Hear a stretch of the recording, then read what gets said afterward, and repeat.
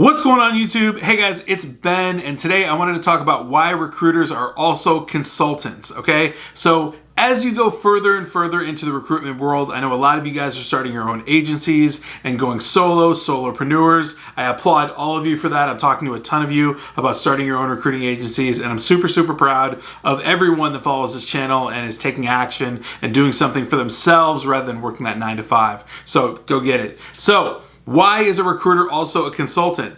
As you go down the path of starting your own recruiting agency and working with clients one-on-one, you will undoubtedly 100% find out that employers, clients, don't know their you-know-what from their you-know-what most of the time. A lot of the time, they simply just have no idea about certain things. The recruitment process, the interview process, salary ranges, how to interview, questions to ask, how to judge candidates, all of these sorts of things. And so I wanted to talk to you about 4 specific elements on what you can consult a client on and how it'll be super beneficial to your bottom line by actually helping them out. And I've been doing this literally as of today. I was actually working with a client and gave them some super awesome ideas that I know they took as a value add. So let's get into it. The first one that you can consult your client on, most definitely, is the entire recruitment process, right? So generally, they really don't have one. So when you come on as an outside agency,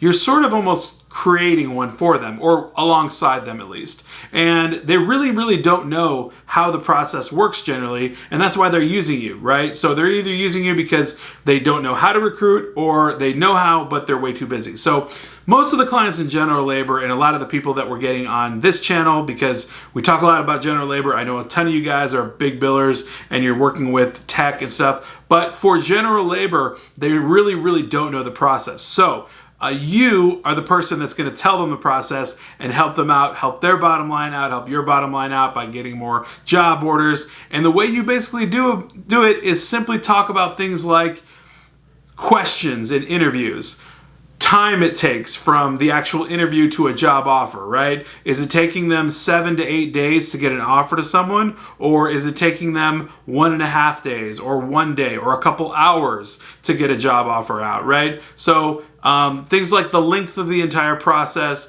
the questions asked in the interview, and just the time it takes to get someone an actual offer, right? So if a candidate comes up, they're an ace, they're totally perfect, but it takes, for whatever reason, 8 days for the hiring manager to give them a job offer, they've already gotten 10 other offers potentially in that time frame. If this person's actually going after jobs, they've lost them already. So you need to consult your client and inform them, hey, we are in a bullish job market and people are getting interviews left and right, up and down, from all over the place, from people paying higher than you even, right? So you need to understand how to consult that client and let them know, hey, you've got to shorten up the process, you need to ask better questions, and you ultimately just need to give them a better candidate experience. And I did a video on candidate experience, check it out, it's in my repertoire. So anyways, the second thing that you can consult them on, which is really critical,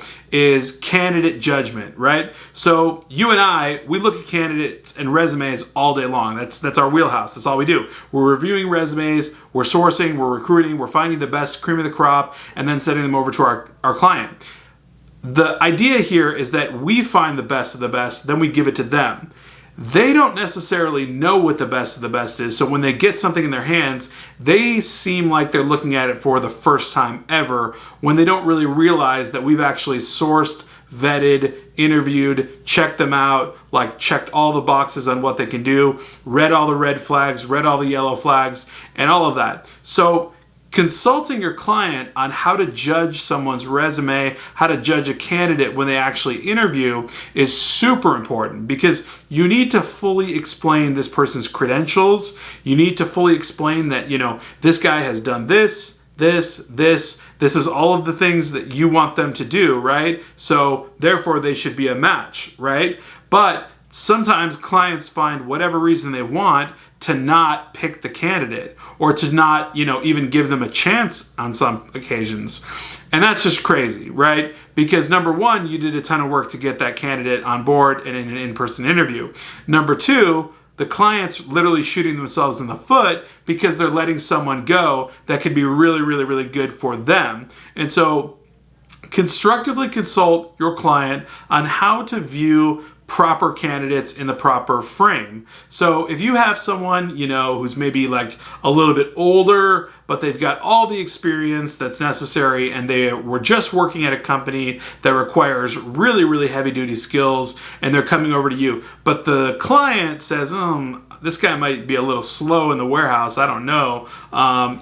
You have to consult that client and make them understand, no, this guy has done this, and that. He's going to be a good worker. You need to interview him and you need to check him out. He's going to be solid. So constructively, always consult your client on elements about candidates and their resumes. The next one would be interview questions, okay? So we interview people on the phone. We generally do a phone screen and then we send them over to do an in-person interview with the actual client. Normally we're not present, although I'd love to be a fly on the wall to see the interviews that happen with candidates I send over, but consulting them on what to ask, how to ask it, and how to get the right answers out of a candidate is super important. If your client has no clue what they're doing, this is extra important. So figuring out, kind of like what angle they're taking, right? So I found out a few times from a couple candidates, the questions that they were being asked, and they were like off the wall. They had nothing to do with the job. They were like, what would you do in this scenario? What would you do in that scenario? And we're talking about for like a simple warehouse position or a simple admin role that required basic computer skills.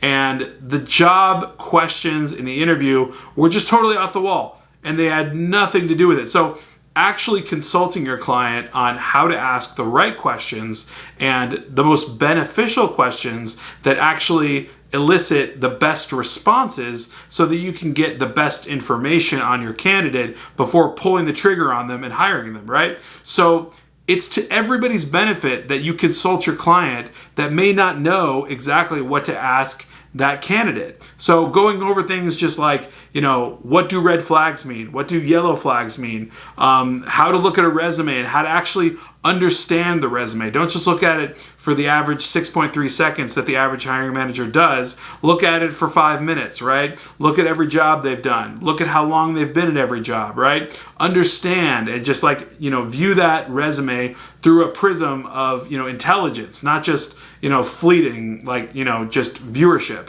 So consulting them on that is really, really important. The last piece I would say is consulting them on pay range and job offering. So a lot of the time, clients that I work with are coming in way, way too low. Like offering a job for $15 an hour when the guy down the street is hiring for $18, $19 an hour for the same exact position, same benefits, same role. So consulting them about that and telling them, well, you are not competitive at all within this marketplace and you absolutely need to change your price range if you want us to actually find you candidates that want to talk to you. I know we'd all love to hire candidates, for you that are cheap as can be, $15 an hour or whatever, but that's not the reality. The reality of it is we're in a bullish market and you absolutely need to consult your clients on what they're paying a candidate or what they're offering a candidate. And a lot of times that talks about a range, right? Because ranges are really, really important.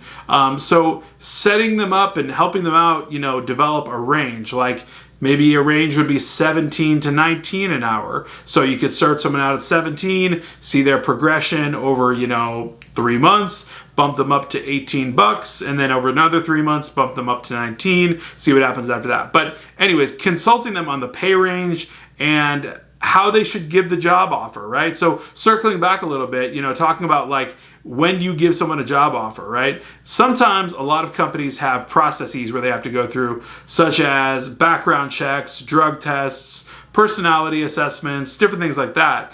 And those could take over 7 days, right? And like we said before, the same people that you're interviewing, they're getting offers all throughout those 7 days, right? So you want commitment from them. You need to get them committed. So actually a scenario I literally ran into today was where I actually consulted with one of my clients and I told them that what you should do is interview them, figure out if you want to hire them right then and there within that interview, or at least a couple hours afterwards.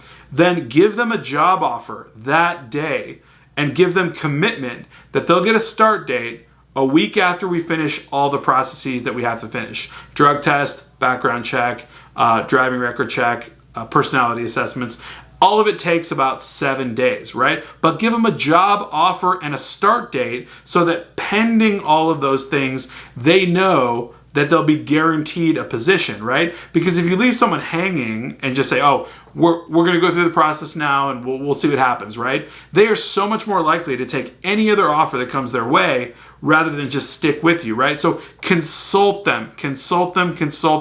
Give them the information they need to know. Like if it's on the tip of your tongue, just say it, right? Just explain to them. And then this is what happened to me today. I had a situation and I literally it was on the tip of my tongue and I almost didn't say it, but I went ahead and I was just like, honestly, I really think that you should give them a job offer pending all of these assessments. And they loved it. They were like, oh my God, that's genius, because they don't know. They just don't know these things, right? They don't understand that stuff. So talking about, like offering job offers on the spot, pending that kind of stuff. The other thing I would say is offering pay range that is commensurate with an employee's skills. So oftentimes someone will come in with like 5 years experience in exactly what they want, right? But they'll offer them the bottom of the pay range. And the pay range might be like, 16 to 19, and they're offering them 16 to start them out. That's not fair. That doesn't fly. Your candidates will just walk out the door endlessly. Like that will never fly. So consulting clients and telling them, well, if you have a range of 16 to 19 and someone comes in and they have 5 years experience, you better believe that they're getting offers from the guy down the street. So you need to be getting them an offer for at least somewhere close to the top range. Somebody that has 1 year experience, sure, maybe start them out at the bottom of the rung, let them rise up. But somebody who's seasoned, right, in this bullish market that we're in, where jobs are so competitive and people are getting offers in a heartbeat, you need to come in that middle range. So consulting them on like the pay rates and just how they should actually structure that out. A lot of people like to do probation periods where they say, I'm going to pay you 17 an hour for 30 days, see how you do, and then I'll bump it up to 18 an hour. Just consulting them on a good structure so that employees actually are happy and the candidates are, attracted to even apply for the role, right, in the job description. So that's another thing, actually talking to them and consulting them about what their job description actually looks like so that it looks attractive and you actually get the right candidates. So recruiters are consultants just as much as they are recruiters. And I think honestly, if I'm being truthful, I'd say, if you bumped it into thirds, I'd say 1/3 is recruiting, 1/3 is actually, finding new clients, and the other third is consulting those clients, right? So I think those are 3 major portions of the recruitment business. And that's what I found over the course of two years and some change, right? So recruiters are consultants, bottom line, and that's all I've got today for Tuesday. I will definitely be catching you guys tomorrow on Wednesday. Hope you're having a great day, and see you soon.